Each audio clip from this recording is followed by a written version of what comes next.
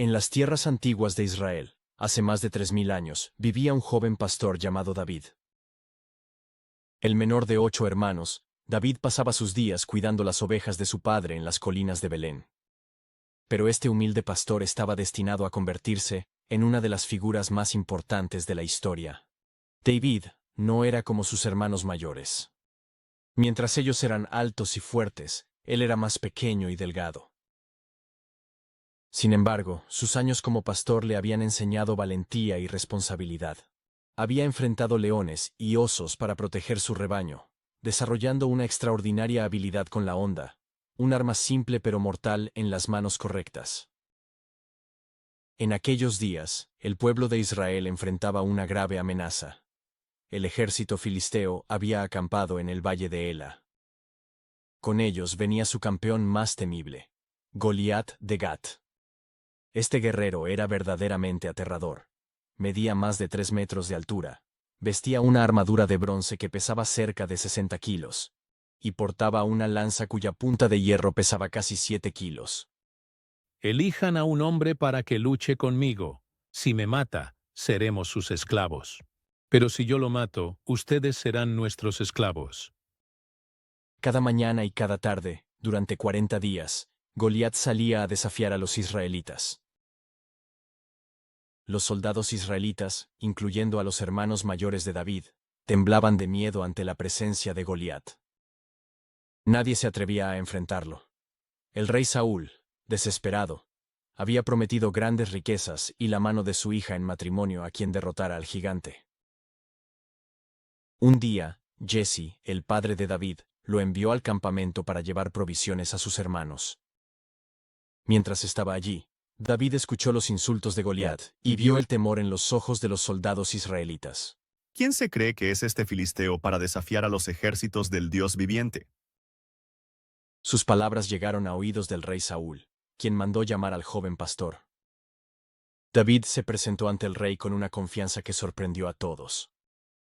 No tema nadie por causa de ese filisteo. Yo iré y lucharé contra él.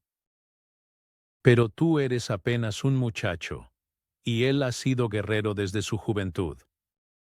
Entonces David compartió sus experiencias como pastor, cómo había matado leones y osos para proteger su rebaño. El Señor, que me libró de las garras del león y del oso, también me librará del poder de este filisteo. Conmovido por su fe, Saúl intentó equipar a David con su propia armadura real. Pero David no estaba acostumbrado a llevar armadura. No puedo caminar con esto. En su lugar, tomó su cayado, su honda y 5 piedras lisas de un arroyo. Es hora de enfrentar al gigante. Ven aquí, y daré tu carne a las aves del cielo y a las bestias del campo.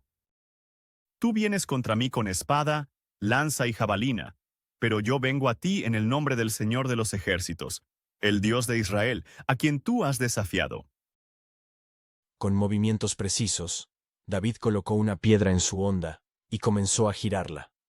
La piedra voló con velocidad mortal, golpeando a Goliat exactamente en la frente, el único punto vulnerable en su armadura. El gigante cayó de bruces a tierra. David corrió, tomó la espada de Goliat y con ella le cortó la cabeza, cumpliendo así su victoria. Esta victoria cambiaría para siempre la vida de David. De ser un simple pastor, comenzó su ascenso hacia el trono de Israel. Su valentía y fe inspiraron al ejército israelita, que persiguió y derrotó a los filisteos ese día. Pero más allá de la batalla, esta victoria reveló el verdadero carácter de David. Su confianza no estaba en su propia fuerza o habilidad, sino en su fe. Era un joven que componía salmos mientras cuidaba sus ovejas, que tocaba el arpa para calmar el espíritu atormentado del rey Saúl, y que tenía un corazón según el corazón de Dios. David, veo nobleza en tu corazón. Jonathan, el hijo del rey, desarrolló una profunda amistad con David. Tu amistad es un honor para mí, Jonathan. Le entregó su manto, su espada, su arco y su cinturón, símbolos de su posición como príncipe heredero. Esta amistad sería un ancla para David en los turbulentos años que seguirían. Pero la fama tiene su precio. David pronto descubrió que la victoria sobre Goliat era solo el comienzo de sus desafíos. ¿Es este muchacho ¿Más merecedor que nosotros? Sin duda es un héroe. El rey Saúl, inicialmente agradecido, comenzó a observar a David con creciente suspicacia. En sus momentos de soledad, David a menudo recordaba su vida como pastor. Las noches tranquilas bajo las estrellas, cuidando de mi rebaño, ahora parecen un recuerdo lejano. Las responsabilidades militares comenzaron a llenar sus días. El rey lo nombró comandante de 1000 hombres, y David demostró ser tan hábil en el liderazgo como lo había sido en su duelo con Goliat. Sin embargo, con cada victoria, con cada aclamación del pueblo, la sombra de los celos de Saúl se hacía más oscura. Dios, dame la humildad y la fe para enfrentar estos nuevos desafíos. Mientras las estrellas brillaban sobre el palacio real, David comprendió que derrotar a Goliat había sido solo el primer paso en un largo camino. Pero esa noche, mientras afinaba su arpa y componía otro salmo de alabanza, David sabía que mientras mantuviera su confianza en Dios, podría enfrentar cualquier gigante que se cruzara en su camino. En el palacio real, David servía fielmente a Saúl tocando el arpa para calmar sus frecuentes episodios de tormento espiritual. Pero un día, mientras las melodiosas notas llenaban la sala del trono, Saúl, cegado por la envidia, ¿Cómo te atreves a recibir más alabanzas que yo, David? arrojó su lanza contra David, intentando clavarlo contra la pared. El joven músico apenas logró esquivar el ataque mortal. No satisfecho con este intento de asesinato, Saúl comenzó una campaña sistemática para destruir a David. David, el antiguo héroe nacional, se convirtió en un fugitivo, ocultándose en cuevas y tierras salvajes.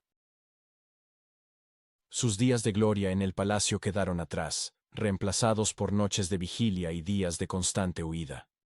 A pesar de tener múltiples oportunidades para matar a Saúl, David se negó a levantar su mano contra el ungido de Dios.